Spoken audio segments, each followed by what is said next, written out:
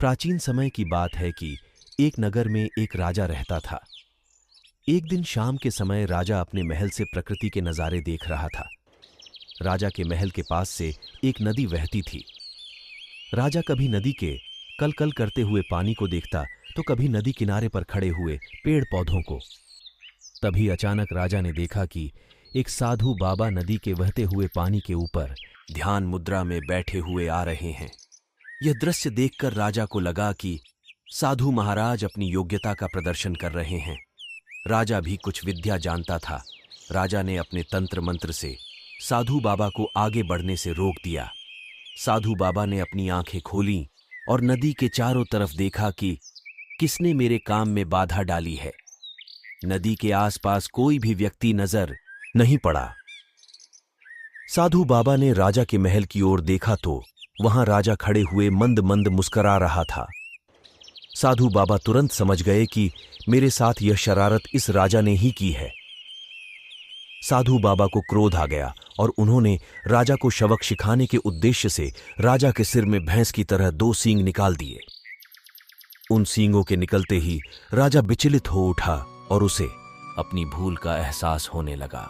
राजा हाथ जोड़कर साधु बाबा से बोला, साधु महाराज, मुझे क्षमा कर दीजिए, मुझसे गलती हो गई। साधु बाबा बोले, दुष्ट राजा, तेरा अपराध क्षमा करने योग्य नहीं है। मैं तो अपने ध्यान में लीन था। तूने ही मुझे बिना मतलब छेड़ा है। मैं तो किसी को कोई नुकसान भी नहीं पहुंचा रहा था। राजा साधु बाबा के आगे गिड़गिड़ाने लगा और बोला, साधु महाराज, मुझसे बहुत बड़ी भूल हो गई है। मुझे क्षमा करें और मुझे इन सींगों से मुक्ति दिलाएं। राजा के बार बार विनती करने पर साधु बाबा बोले, ठीक है, मैं तुम्हें इन बड़े बड़े सींगों से मुक्ति दिलाता हूं, लेकिन तुमने बिना किसी कारण मेरे कार्य में बाधा उत्पन्न की, इसीलिए तुम्हें कुछ तो दंड देना ही होगा, जिससे तुम्हें हमेशा अपनी गलती का एहसास रहे। राजा बोला, ठीक है साधु महाराज, मुझे मंजूर है। साधु बाबा ने अपनी तंत्र मंत्र विद्या से राजा के सिर से दोनों बड़े बड़े सींग हटा दिए और सिर के बीच में एक छोटा सा सींग निकाल दिया और साधु महाराज आगे बढ़ गए। राजा ने तभी अपने दरबान को अपने पास बुलाया और बोला, दरबान, मेरे लिए ऊंची खड़ी गोल टोपी बनवा कर लाओ। आज से मैं ऊंची गोल टोपी पहना करूंगा और पूरे नगर में भी यह आदेश जारी करवा दीजिए कि आज से और अभी से सभी आदमी ऊंची गोल टोपी पहनेंगे और जो आदमी इस आदेश को नहीं मानेगा उसे दंड दिया जाएगा। इस घटना के बाद से राजा भी अपने सिर के सींग को छिपाने के लिए ऊंची गोल टोपी पहनने लगा। इस घटना को लगभग 1 माह बीत चुका था। राजा सींग की वजह से अपने सिर के बालों को भी नहीं कटवा पा रहा था। ऐसे ही कुछ दिन और बीत गए। राजा के बाल अब उलझने भी लगे थे। बहुत सोच समझने के बाद राजा ने नाई को बुलवाया और कुछ देर बाद एक दरबान नाई को लेकर राजा के पास पहुंचा और बोला, महाराज की जय हो। महाराज, आपकी सेवा में नाई आया है। दरबान की बात सुनकर राजा बोला, ठीक है, तुम जाओ। दरबान के जाने के बाद राजा नाई से बोला, भाई, मेरे सिर के बाल बहुत बड़े तथा उलझने लगे हैं, इनकी अच्छी तरह से कटिंग कर दे। नाई बोला, ठीक है महाराज।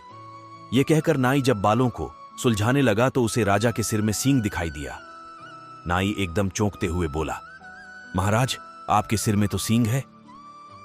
नाई की बात सुनकर राजा बोला, नाई, ये बात तू किसी को भी मत बताना, नहीं तो तुझे और तेरे पूरे परिवार को मृत्युदंड मिलेगा। नाई डरते हुए धीरे से बोला, ठीक है महाराज, मैं किसी को भी नहीं बताऊंगा। नाई राजा के बालों की कटिंग पूरी करने के बाद अपने घर पहुंचा। नाई अपने अंदर बेचैनी महसूस कर रहा था। नाई की पत्नी बोली, क्या हुआ, आप इतने परेशान क्यों हो?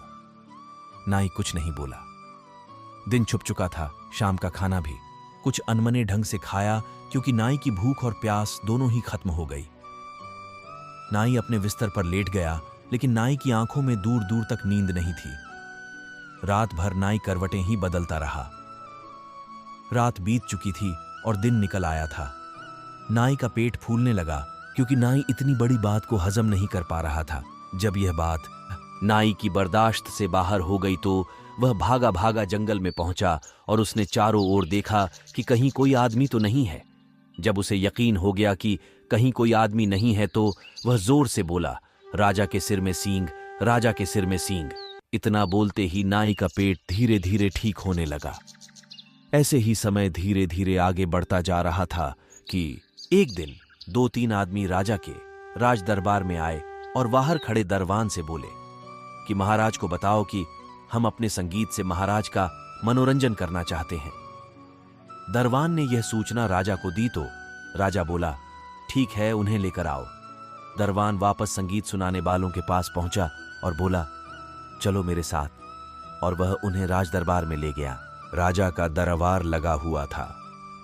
राजा ने उन संगीत सुनाने वालों को आज्ञा दी और बोला कि सुनाओ अपना संगीत। संगीत सुनाने वालों के पास सारंगी, बांसुरी और तबला थे। राजा का आदेश मिलते ही उन्होंने अपने अपने वाद्य यंत्रों को बजाना शुरू कर दिया। सारंगी से निकलने वाले स्वर, राजा के सिर में सींग, राजा के सिर में सींग।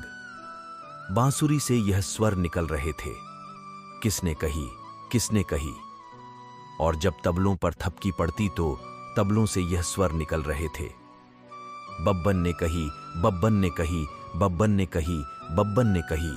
संगीत वाद्य यंत्रों से निकलने वाले इन स्वरों को केवल राजा ही समझ पाया था। राजा एकदम से झल्लाकर संगीत सुनाने वालों से बोला, बंद करो ये संगीत, मुझे नहीं सुनना।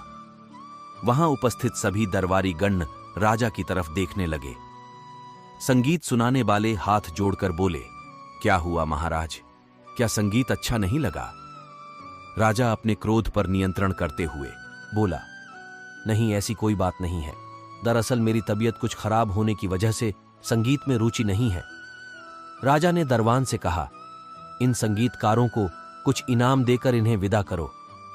राजा ने फिर उपस्थित सभी दरबारियों से कहा कि मेरी तबीयत थोड़ी खराब है, मैं आराम करना चाहता हूं। राजा फिर दरबान से बोला, जाओ बब्बन नाई को बुला कर लाओ। थोड़ी देर बाद दरबान बब्बन नाई को लेकर राजा के पास पहुंचा और बोला, महाराज की जय हो। महाराज, बब्बन नाई आपकी सेवा में हाजिर है। राजा ने दरबान को वहां से जाने के लिए इशारा किया तो दरबान वहां से चला गया। दरबान के जाने के बाद राजा नाई से बोला, क्यों वे नाई, मैंने जब तुझसे मना किया था कि ये बात किसी को भी मत बताना, तो फिर तूने क्यों बताई? मैं तुझे मृत्यु दंड दूंगा। राजा के क्रोध भरे शब्दों को सुनकर बब्बन नाई थर-थर कांपने लगा। वह गिड़गिड़ाते हुए बोला, महाराज, मुझे मारें या छोड़ें, आपके हाथ में है। महाराज, मैंने वो बात किसी को नहीं बताई, लेकिन महाराज, यह बात मैंने जंगल में जरूर कही थी। महाराज, जब मैं आपके बालों की कटिंग करने के बाद यहां से गया तो मेरी भूख प्यास सब खत्म हो चुकी थी। मुझे रात भर नींद नहीं आई, मेरा पेट फूल गया था और मैं दर्द से परेशान था। जब मुझसे नहीं रहा गया तो मैं जंगल में पहुंचा और वहां मैंने कहा था कि राजा के सिर में सींग, लेकिन महाराज वहां कोई आदमी नहीं था। राजा बोला, तुमने अच्छी तरह से देखा था कि वहां कोई है कि नहीं? बब्बन नाई डरते डरते बोला, हां महाराज, मैंने अच्छी तरह से देखा था, वहां कोई आदमी नहीं था। राजा फिर जोर से बोला, फिर कौन था वहां? बब्बन नाई बोला, महाराज, वहां एक पेड़ था और एक बकरी घास चर रही थी और कुछ बांस खड़े हुए थे, इसके अलावा और कुछ नहीं था महाराज। राजा अब सब कुछ समझ गया था कि बांस की बांसुरी बनाई गई थी, पेड़ से सारंगी बनाई गई और बकरी की खाल तबलों पर छड़ी हुई थी, इसलिए ऐसे स्वर निकल रहे थे। सब कुछ समझने के बाद राजा ने नाई को क्षमा कर दिया और उसे उसके घर जाने दिया। कैसी लगी यह कहानी? कहानी सुनने के लिए बहुत बहुत धन्यवाद।